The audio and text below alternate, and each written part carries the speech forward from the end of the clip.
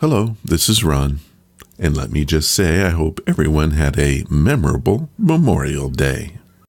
On the podcast this week, we do have a replay. Not just any replay, and one that I think you're gonna find entertaining. Ever wondered about undertaking? Well, you're about to undertake that goal. Back when this podcast was published on January 14th, 2016, I too knew nothing about the service, and it turns out it is a service and one to be proud of. Please enjoy the podcast I called Undertakings of an Undertaker. See you next week.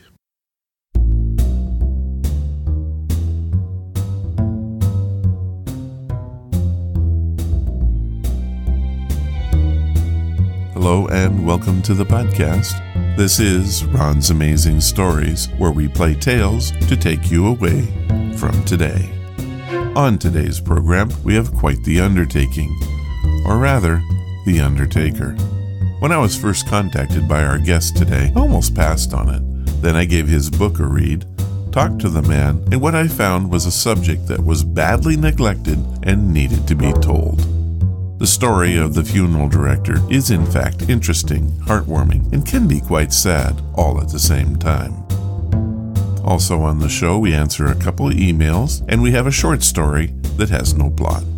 More on that later. So, let's roll this out with... What's that, you say? What we have to say today is we have two emails. Marion Radcliffe of Chicago fame writes, I love the podcast and I love you. Thanks for being there on my lonely drives into work. I do have a question about the old-time radio you play.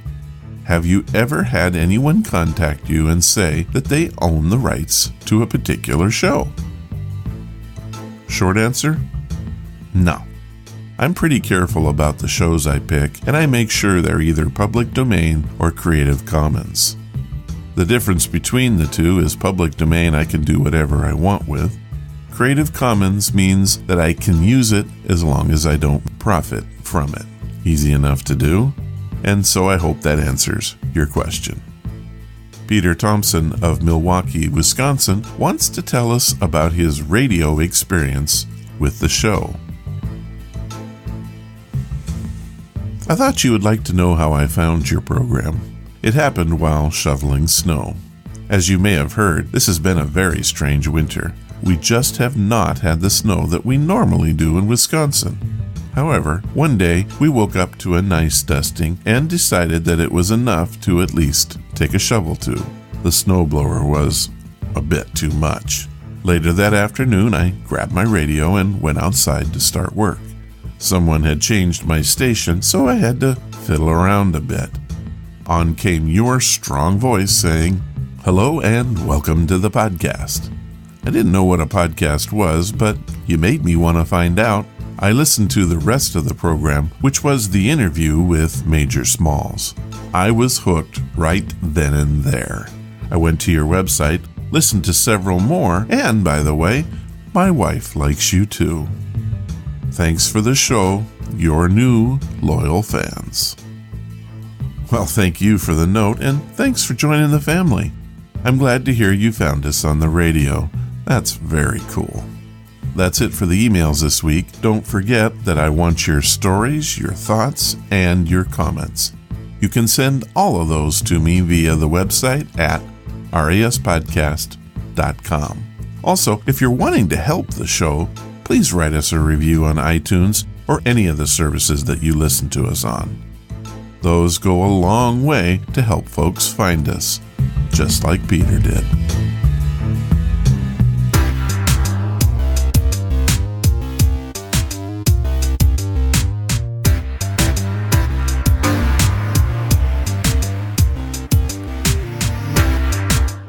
I want to welcome to the program Mr. Stanley Swan. Stan was raised on a dairy farm in Jasper, New York, spent a dozen years in broadcasting, and finally over 35 years as a licensed NYS funeral director. Stan is here today to talk about his new book, Undertakings of an Undertaker, True Stories of Being Laid to Rest. Welcome to the podcast, Stan. Ron, thanks so much. It's a pleasure to be with you today on Amazing Stories, and I will have a good chat. I'm looking forward to it very much. Well, and I've been looking forward to it for a long time because I'm going to ask you a question that I'm sure that a lot of people have asked, and that is, why a book on undertaking?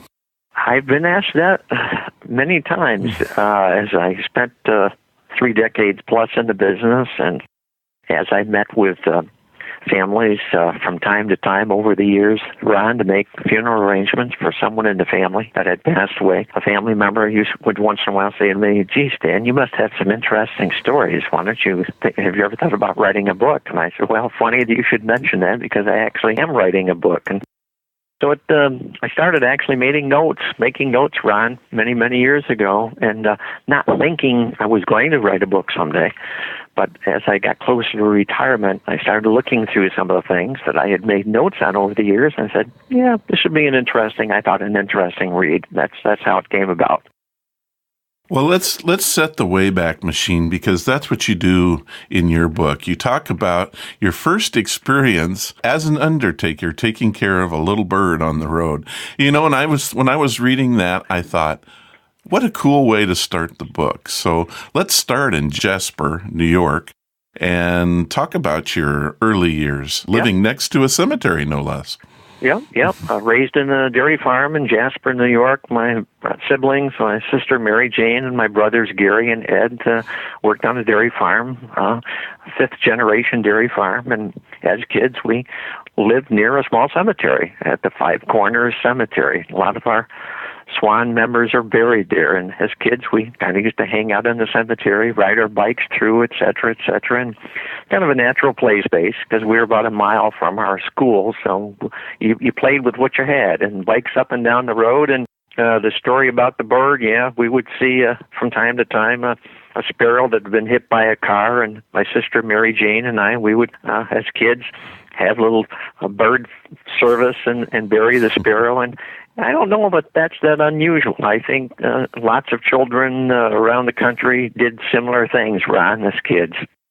I could tell you I did. I grew up basically in the woods. And so we would see a lot of animals wash up on our shores here. And it wasn't just birds. Sometimes coyotes and deer and you name it kind of fall dead right here at the house sometimes. And we'd have to deal with it. A lot of opossums. So I guess that was my first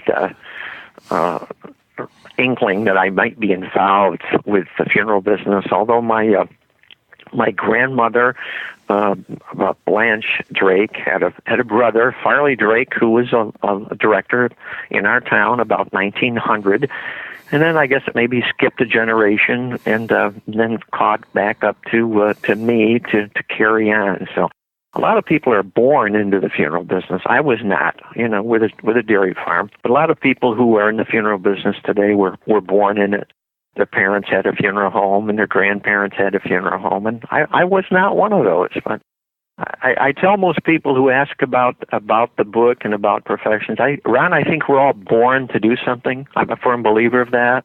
Mm-hmm. And although I spent a dozen years in broadcasting and enjoyed that a lot, I kept getting the tap on the shoulder saying I should be getting back to what I was meant to do, and that was to be a funeral director and Undertaker, as they used to call them. And I'm a firm believer that we're all born to do certain things. I guess the question I'd ask, just as a side here, is when you say you were in broadcasting, what does that exactly mean? What did you do? I was actually a disc jockey. You were? Yeah, back in the days of playing 45s and albums on a number of AM stations, all in New York State, and had a lot of fun. I did it for a dozen years, but there was not a lot of future in it when you think about it, and I'm kind of glad I got out, because as you know, everything's satellite now. Oh, yeah. There's a lot of disc jockeys who were put out of work over the years, but it was fun while I was there. A lot of them end up podcasters, so... Yes, a lot of them have gone on to podcasters, went into talk radio, but I was actually in the music business for a number of years, enjoyed it a great deal. So when was it that you decided, okay, I'm going to get into a career of undertaking? And how does one do that? That was my last year in broadcasting was actually about 1978, 79, and I was working in a hometown, out town where I'm living now, and I actually stopped in to talk to a funeral director and see if he could give me a job, helping him around the funeral home because he knew I had interest in it. And I got a job there tending door and washing cars and helping him with services. And that's when I guess the bug really bit me, and I said, now's the time to go back to college. And he encouraged me to go to college, so I went back to school in Syracuse, Simmons School of Mortuary Science, and 1980-81 obtained my license, and went to work and stayed right at it until 2014. So fairly recent then.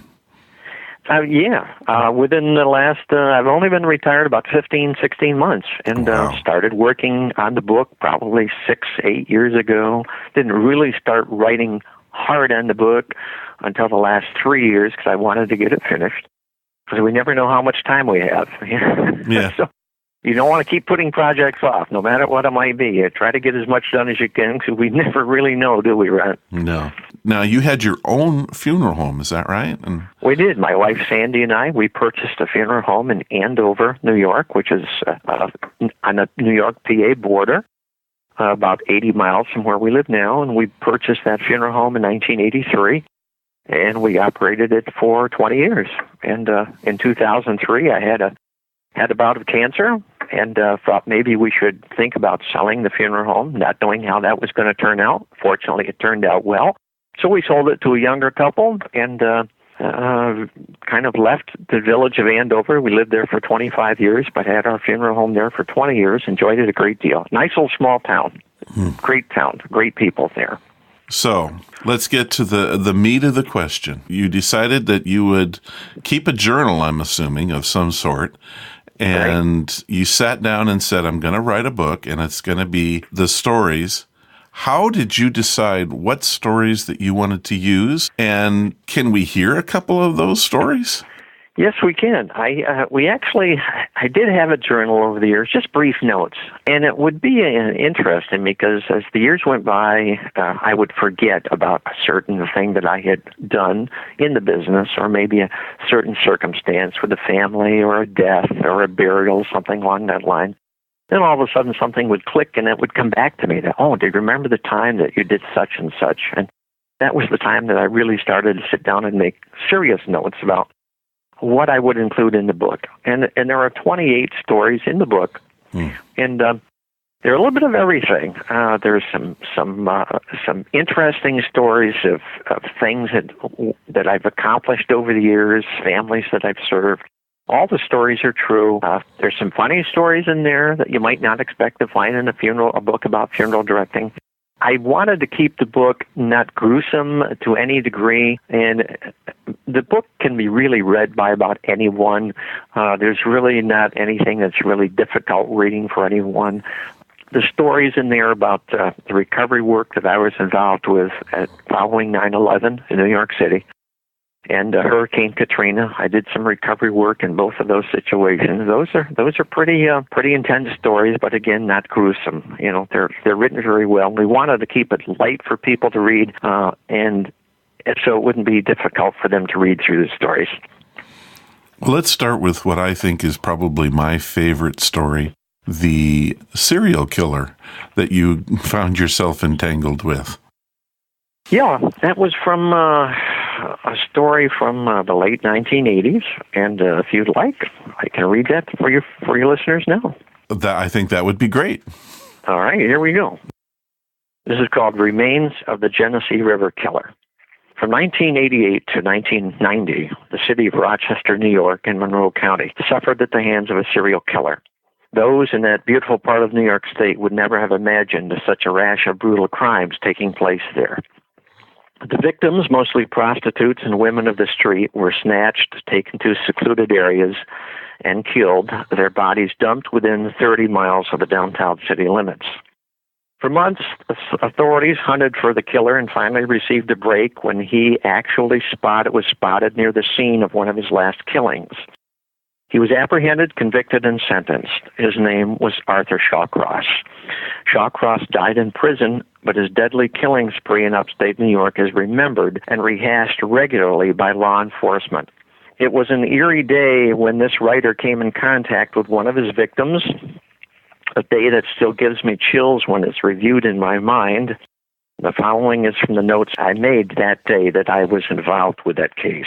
I hadn't planned on going to the medical examiner's office that day. Our local coroner had pronounced a fellow dead at home who had not been seeing a doctor regularly, so it was pretty much cut and dried that the body had to go to a medical examiner in Rochester for an autopsy. Our local county did not have a forensic pathologist, so all cases referred to the coroner had to be transported there, 85 miles to the north of where we lived.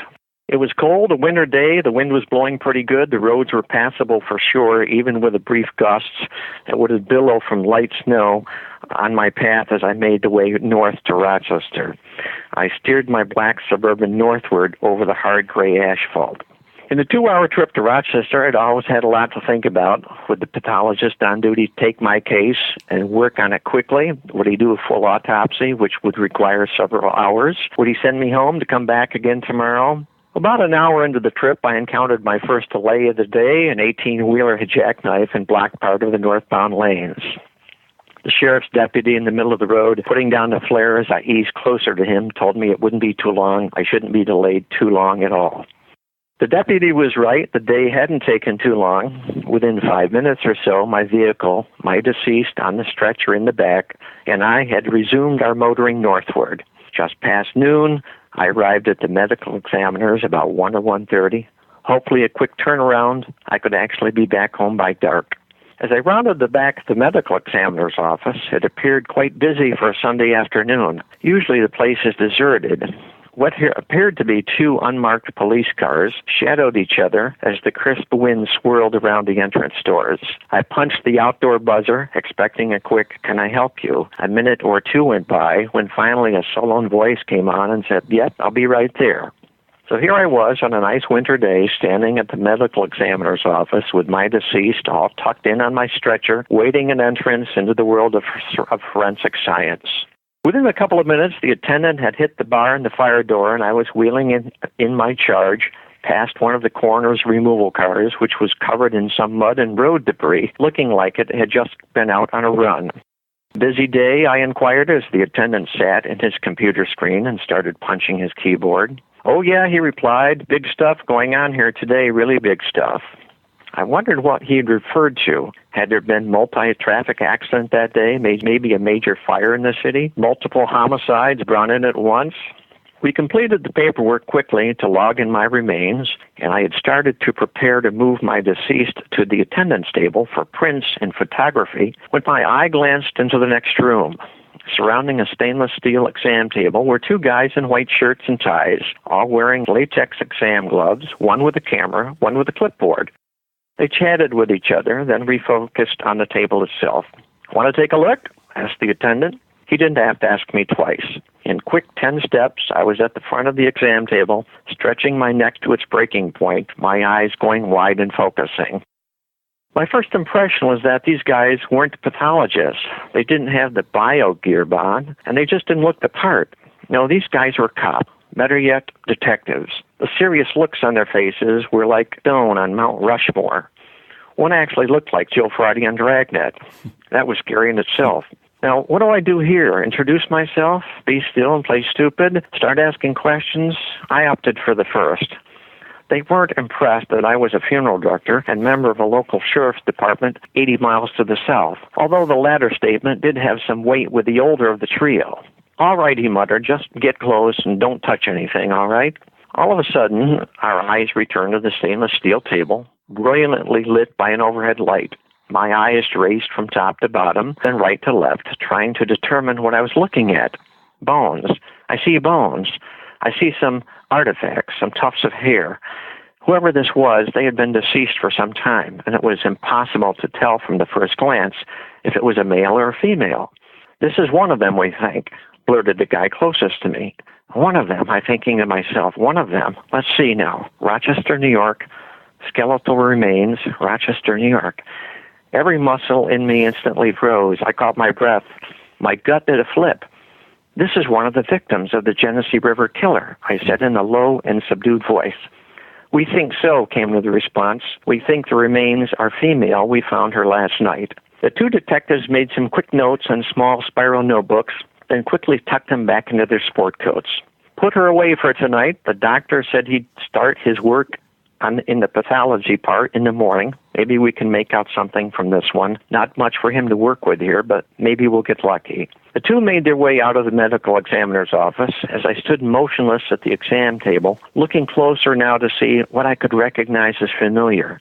There was a vertebral column, roughly 30 inches long, pale and gray in color, weathered from what seemed like months of outdoor exposure. Several small bones, looking to me like a foot or a hand, lay near the spinal column. Several small patches and clumps of brown hair entwined the bones. Here was something familiar, a cassette recording tape. That would be great interest to police. It, too, was covered in mud and grass and showing long exposure to the elements. And finally, there's what appeared to be two small pieces of jewelry chain, perhaps from a wrist or a necklace.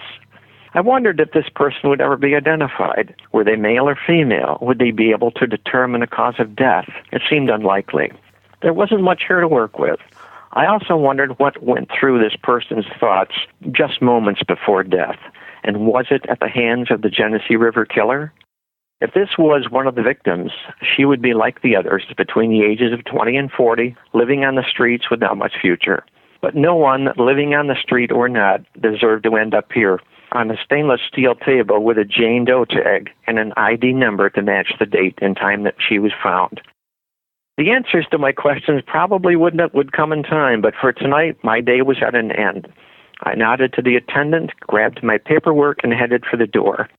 As I headed my car south with the empty stretcher on board, my mind kept reviewing what I had just witnessed. The remains of some unknown human were now held in cold storage at the ME's office. Who was that person, and how did they die? What were their last thoughts before going to dark? The chill that came over me was amplified as I turned the wiper blades on high, and the snow was coming fast. My trip home might be a challenging one. Chill that was the Genesee River killer stayed with me all the way home. Wow. So did you ever find out who that person was? I never did. And I knew that probably I would not, because they had no reason to share that with me. Mm-hmm. And those things are, I guess we say, really private information. But I know as I watched the papers weeks after that event that they had identified 2 or 3 more victims of the Genesee River killer. I think there were either 9 or 11 total that had been killed in a few years. So that was that's one of the more intense stories in the book, but quite interesting, I thought. As a funeral director, you're required to take the bodies to have the autopsies done? That's part of your job? It depends on where you live. In our area, a lot of the counties where we live in rural New York State do not have a forensic pathologist at the local hospital to do an autopsy. So if there's a death, an unattended death, as they would call it, Ron, a local coroner would actually make the transport to the medical examiner's office, or they would call a local funeral director to actually do the transport. In that case, I was making a transport of one of my own patients that day, one of my own funeral calls that day. Yeah, a lot of funeral homes around the country actually do get called to make transports to medical examiners' offices. To me, that would be the roughest part of the job. I mean, having to go to someone's house or to the hospital and take someone's loved one away, it seems to me that would be very difficult. It sometimes is, depending on the nature of the death, Ron, and what you're actually going to find at a death scene. Funeral directors years ago always went to a death scene and helped a coroner actually remove the person that was deceased. And many times, as I said, the coroner would actually transport to the medical examiner's office. In the major cities, the funeral directors don't do that. They actually have a coroner's office, actually have coroner's cars that go to a death scene, pronounce the person dead, and then actually transport the body to the MEs for pathology work. But in a lot of rural areas, as where I live. A lot of that work is done by the local coroner and helped by a local funeral director. So we do it quite a bit. Let's talk a little bit about something you mentioned earlier, and that's some of the recovery work that you've been involved with. Let's talk about 9/11. What was your role in that? That was a difficult chore. At the time that 9/11 occurred, I was doing some part-time corrections work with my local sheriff's office in Allegheny County, New York State. I'd been there a number of years, and at the same time was operating my own funeral home. So I was doing like two jobs at once. When the thing happened at 9/11, sheriff's departments all over the Northeast were called to see if they could send people for security details to 9/11 to go to Manhattan. So within about 10 days after 9/11 and after the buildings fell, our sheriff's office was contacted, wanted to know if we could send people to Manhattan to do some security work. And I volunteered to go because my undersheriff and my sheriff knew that I was a funeral director and I had worked with deceased, so they thought that I would be a good fit if I was needed there. So the sheriff and four others from my sheriff's office, we actually drove to Manhattan 10 days after the towers fell, did some recovery work there, actual security work there, but I was involved with everything that was in Manhattan at the Twin Towers was actually barged over to Staten Island. There's a place called Freshkill, which is a terrible name for a landfill. Oh, that's terrible. Yeah. Freshkill is the name of the landfill. Everything from Manhattan was taken to Freshkill, and it was sorted there, just piles and piles and piles of vehicles that were destroyed, concrete, everything from the buildings. Everything was taken over to Freshkill, was spread out on a field, and then people like myself would go through with a rake or a shovel, in my case on my hands and knees, because I had the ability to recognize remains if I saw them. We spent, 9-10 days doing that. What an awful job. It was breathtaking.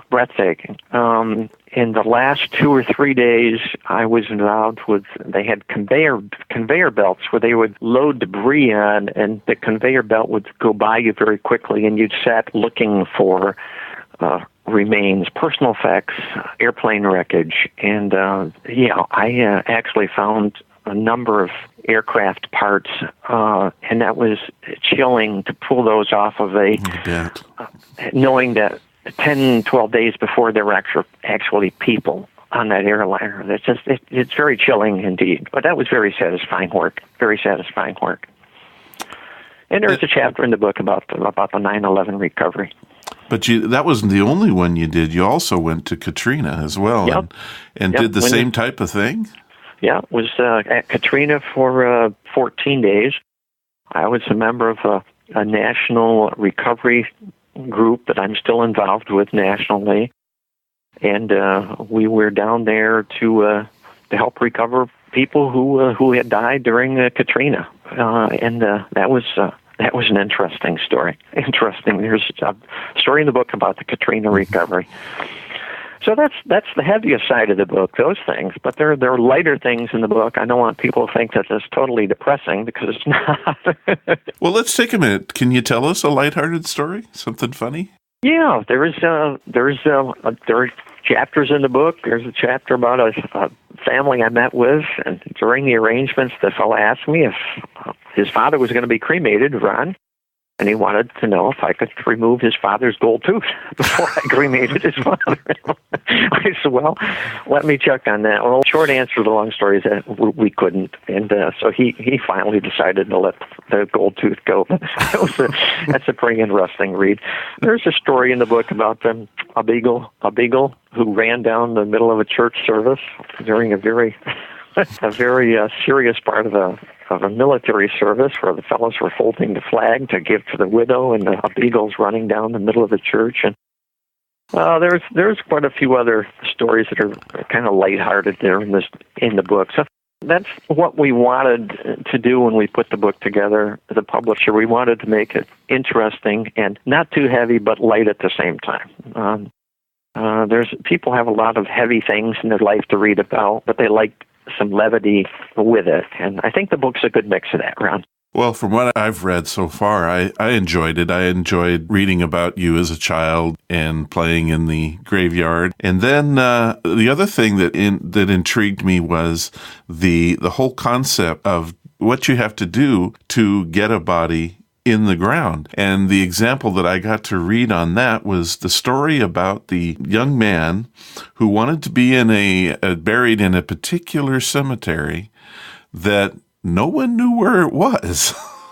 Yes, the burial in nowhere, the name of the story. And his widow wanted him to be buried in this little cemetery, and I searched for a day before I could actually find it. It was up in literally nowhere in the woods. And that was a very strange day when I took that fellow up there and actually had him buried. And just really kind of weird because no one had been buried there in years, and it was overgrown, and you could hardly find the few small markers that were there. And it just, it was rather an odd story, but different. But those are the kinds of things that funeral directors run into. One of the interesting things that you had talked about how most graveyards have like a protector, or what's the word? The sexton. That's the person that actually keeps the records of the cemetery. Yeah.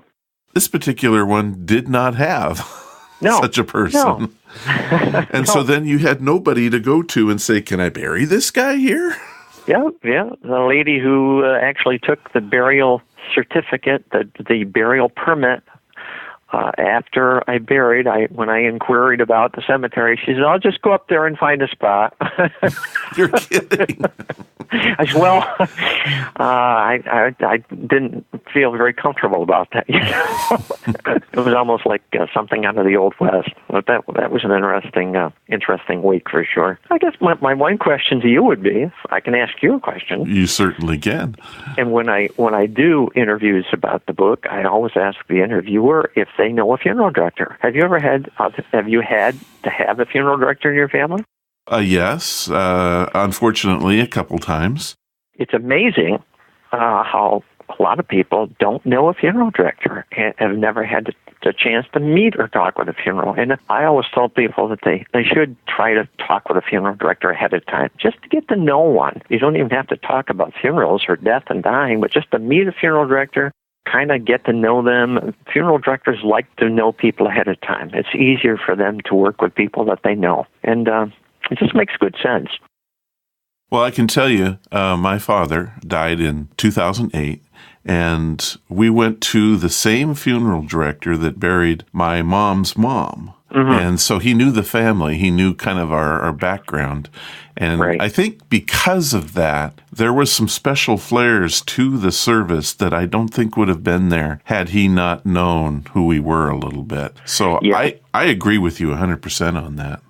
Yeah, most families will use the same director generation after generation if they're still in business, because they've dealt with the director before. And so the director kind of knows a little bit more about the family than going to a stranger. So I always encourage people, if you don't know a funeral director, just sounds strange, but pull into a parking lot someday and just walk to the door and say, hey, I'd like to talk to you. And you get good referrals for funeral people from clergymen, from people in your community. So if you don't know a funeral director, it just makes sense to sit down and chat with one ahead of time. Yeah, good advice. Let's talk a little bit about the book, and in that your style of writing on this, it reads like you are reading a journal. Did you do that on purpose so that people would? Did. I wanted the book to read as if you or I were just sitting in the living room having a cup of hot cocoa or something, and a little wood fire going, and me just reading the stories as they actually happen. So all the chapters in the book, Ron, are written. They're very conversational, and it's like the old storyteller in the days of old. And I've always written that way, and I thought it'd make a good book to write that way. And the response to it's been really, really good. So I've been pleased. Well, it gives the person that's hearing the story a kind of a point of view. They're hearing the story, like you said, you're sitting there having a cup of cocoa. But more than that, they can just sit back and kind of relax and say, okay, I'm being told a story. And there's nothing better than that. Yeah, I think most people who read books, I think that's a nice style. I've always enjoyed reading other books like that, where it's conversational and someone's sitting there telling me a story, and I'm just really soaking it up. And that's the style that I wrote in, and I'm going to continue that because I'm working on book number 2 now, which is going to be a Western novel.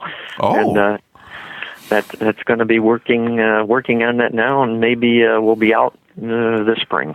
Is there an Old West Undertaker in it? Yes, sir, it is. It's going to be about, the name of the book is Travis Dawson Undertaker, and It is about an undertaker in the 1800s in Tucson, Arizona. Are you going to come back when that one's published and tell us all about it? I hope you'll ask me. I'd love to have you come back and talk to us about that. You are a very good storyteller. Thank you, Ron. Thank you very much. Ron's amazing stories. I've looked it over, and some fascinating things there. So if I get some time, I'm going to go in there and spend some time myself.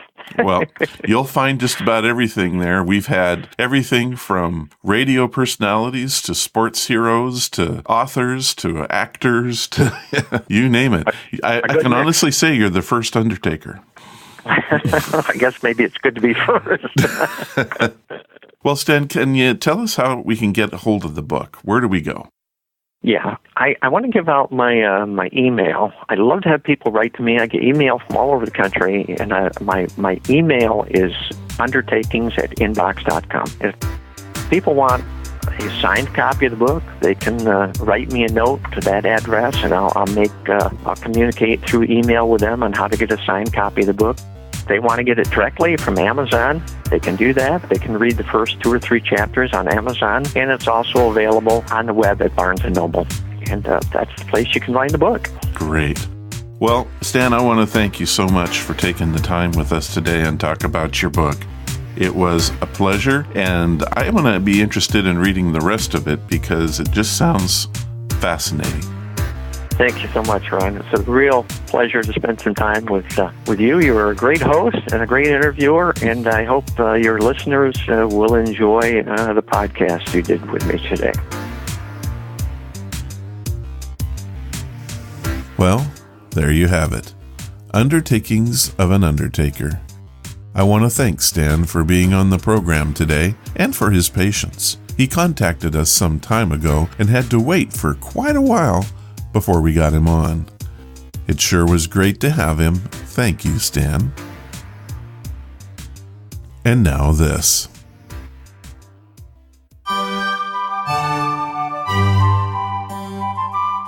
As read by. Amazing stories read by amazing people. This time on As Read By, we have a very funny, very odd, and not really a story at all. It's an account of sorts, or it could just be an observation. At this point, I'm not really sure. I do know that it is called The Old Story of How 5 Men Went Fishing. It was written by Stephen Leacock and is read by Lorianne Walden. The Old Story of How 5 Men Went Fishing by Stephen Leacock. Read by Lorianne Walden. This is a plain account of a fishing party. It is not a story. There is no plot. Nothing happens in it, and nobody is hurt. The only point of this narrative is its peculiar truth.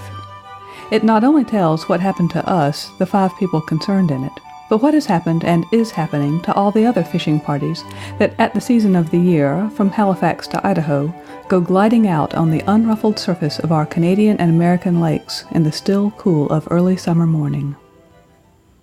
We decided to go in the early morning because there is a popular belief that the early morning is the right time for bass fishing. The bass is said to bite in the early morning. Perhaps it does. In fact, the thing is almost capable of scientific proof. The bass does not bite between 8 and 12. It does not bite between 12 and 6 in the afternoon. Nor does it bite between 6 o'clock and midnight. All these things are known facts. The inference is that the bass bites furiously at about daybreak. At any rate, our party were unanimous about starting early. "Better make an early start," said the colonel when the idea of the party was suggested. "Oh yes," said George Popley, the bank manager. "We want to get right out on the shoal while the fish are biting." When he said this, all our eyes glistened. Everybody's do. There's a thrill in the words. To get right out on the shoal at daybreak when the fish are biting is an idea that goes to any man's brain. If you listen to the men talking in a Pullman car or a hotel corridor, or better still, at the little tables in a first-class bar, you will not listen long before you hear one say, "Well, we got out early, just after sunrise, right on the shoal." And presently, even if you can't hear him, you will see him reach out his 2 hands and hold them about 2 feet apart for the other man to admire. He is measuring the fish. No, not the fish they caught. This was the big one that they lost.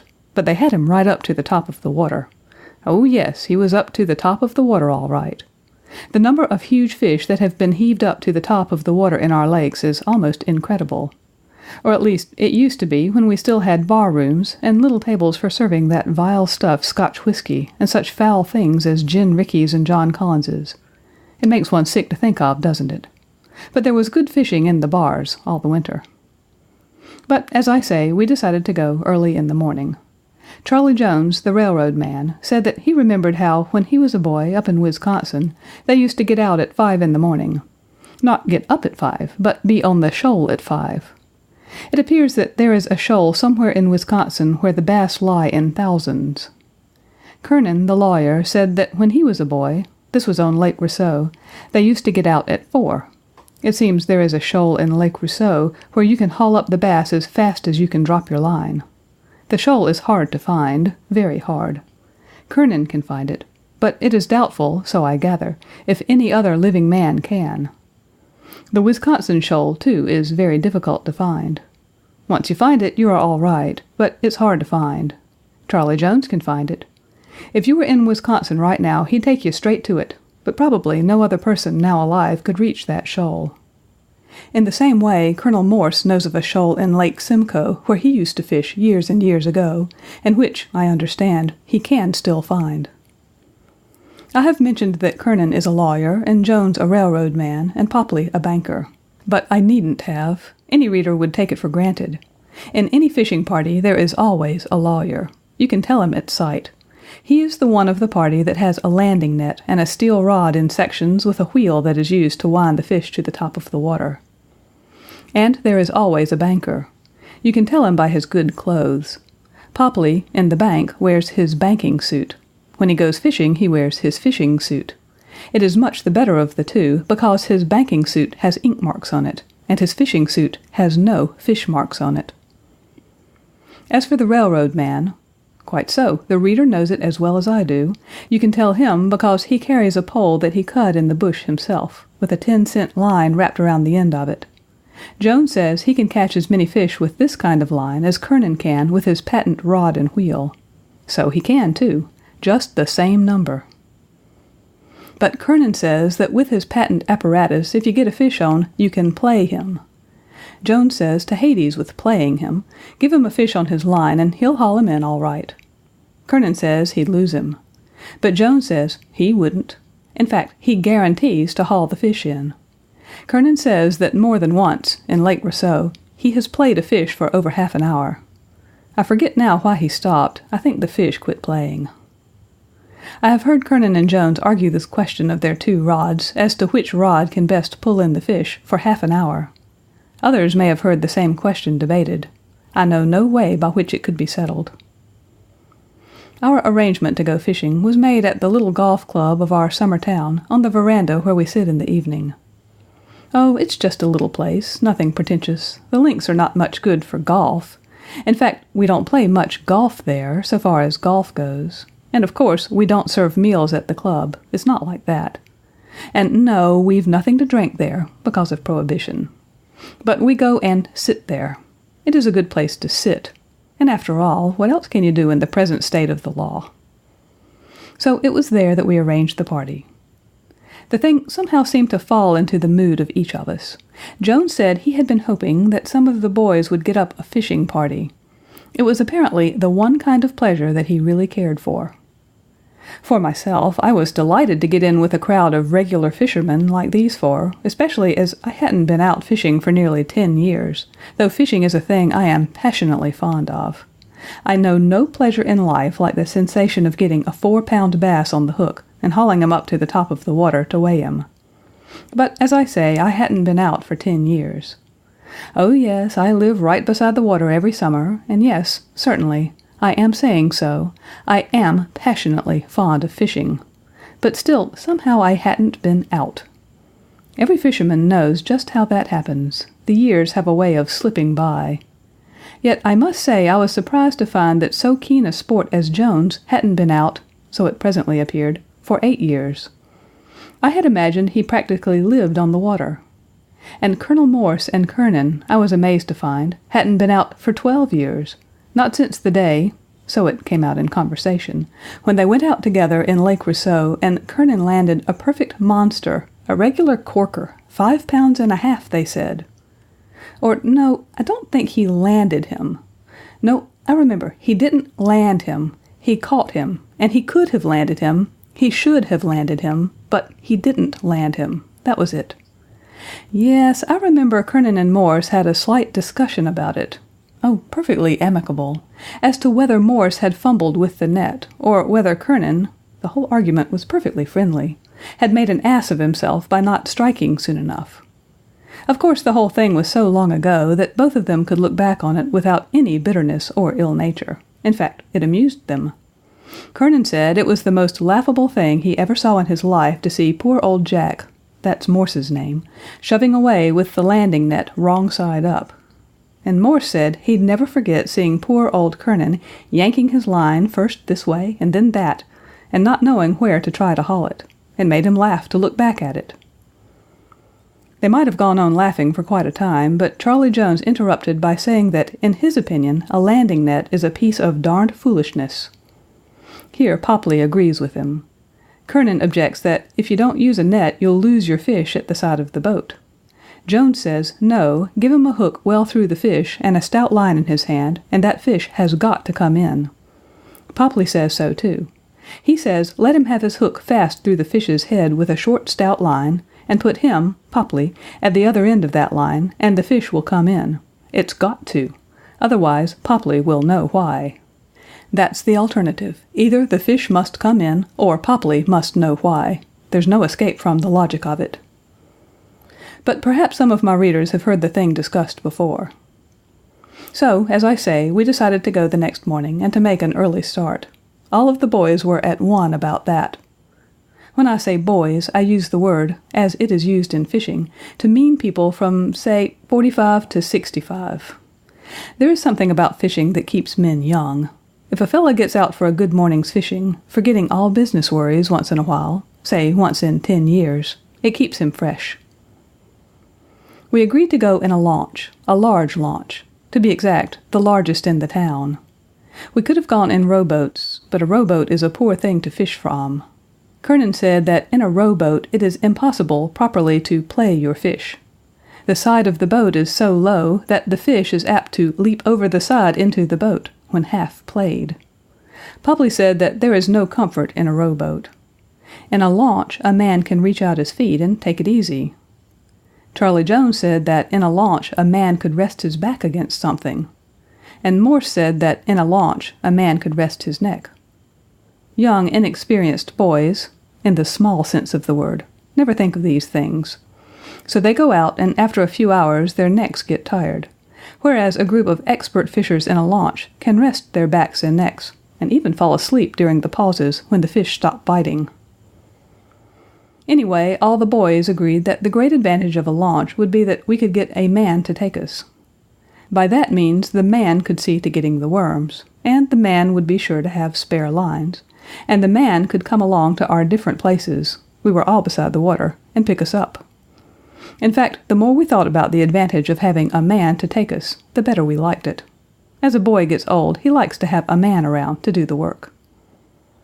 Anyway, Frank Rolls, the man we decided to get, not only has the biggest launch in town, but what is more, Frank knows the lake. We called him up at his boathouse over the phone and said we'd give him $5 to take us out first thing in the morning, provided that he knew the shoal. He said he knew it. I don't know, to be quite candid about it, who mentioned whiskey first. And these days everybody has to be a little careful. I imagine we had all been thinking whiskey for some time before anybody said it. But there is a sort of convention that when men go fishing, they must have whiskey.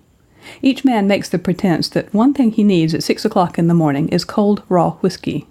It is spoken of in terms of affection. One man says the first thing you need if you're going fishing is a good snort of whiskey. Another says that a good snifter is the very thing. And the others agree that no man can fish properly without a horn or a bracer or an eye-opener. Each man really decides that he himself won't take any, but he feels that, in a collective sense, the boys need it. So it was with us. The colonel said he'd bring along a bottle of booze. Popley said, no, let him bring it. Kernan said, let him, and Charlie Jones said, no, he'd bring it. It turned out that the colonel had some very good Scotch at his house that he'd like to bring. Oddly enough, Popley had some good Scotch in his house, too. And queer though it is, each of the boys had Scotch in his house. When the discussion closed, we knew that each of the 5 of us was intending to bring a bottle of whiskey. Each of the 5 of us expected the other to drink 1 1/4 bottles in the course of the morning. I suppose we must have talked on that veranda till long after 1 in the morning. It was probably nearer 2 than 1 when we broke up, but we agreed that that made no difference. Popley said that for him 3 hours' sleep, the right kind of sleep, was far more refreshing than 10. Kernan said that a lawyer learns to snatch his sleep when he can, and Jones said that in railroad work a man pretty well cuts out sleep. So we had no alarms whatever about not being ready by 5. Our plan was simplicity itself. Men like ourselves in responsible positions learn to organize things easily. In fact, Popley says it is that faculty that has put us where we are. So the plan simply was that Frank Rolls should come along at 5 o'clock and blow his whistle in front of our places, and at that signal each man would come down to his wharf with his rod and kit, and so we'd be off to the shoal without a moment's delay. The weather we ruled out. It was decided that even if it rained, that made no difference. Kernan said that fish bite better in the rain. And everybody agreed that man with a couple of snorts in him need have no fear of a little rain-water. So we parted, all keen on the enterprise. Nor do I think, even now, that there was anything faulty or imperfect in that party, as we planned it. I heard Frank Rolls blowing his infernal whistle opposite my summer cottage at some ghastly hour in the morning. Even without getting out of bed, I could see from the window that it was no day for fishing. No, not raining exactly, I don't mean that, but one of those peculiar days. I don't mean wind, there was no wind, but a sort of feeling in the air that showed anybody who understands bass fishing that it was a perfectly rotten day for going out. The fish, I seemed to know it, wouldn't bite. When I was still fretting over the annoyance of the disappointment, I heard Frank Rolls blowing his whistle in front of the other cottages. I counted 30 whistles altogether. Then I fell into a light doze, not exactly sleep, but a sort of doze. I can find no other word for it. It was clear to me that the other boys had thrown the thing over. There was no use in my trying to go out alone. I stayed where I was, my doze lasting till 10 o'clock. When I walked uptown later in the morning, I couldn't help being struck by the signs in the butcher's shops and the restaurants. Fish, fresh lake fish. Where in blazes do they get those fish anyway?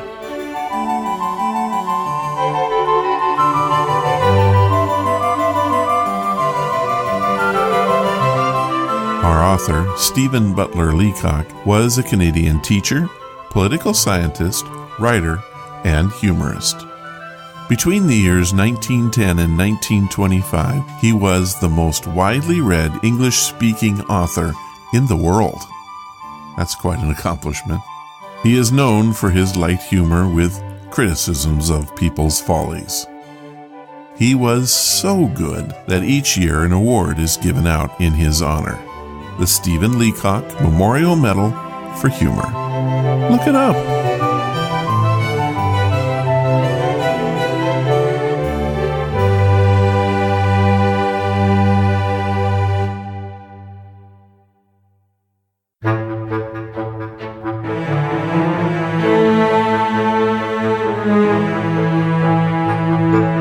I hope that you enjoyed this Ron's Amazing Replay. I'm not a big fan of replays myself, but they are needed in the world of broadcasting. One thing that you can count on is that we always replay the best at the RAS. See you next week with all new stuff. If you want to keep up with what's happening on Ron's Amazing Stories, please follow us on Twitter, Facebook, or sign up for the weekly newsletter. All the links you'll need and access to the blog can be found at ronsamazingstories.com. Thank you for listening, and I hope you come again to find out what are Ron's Amazing Stories.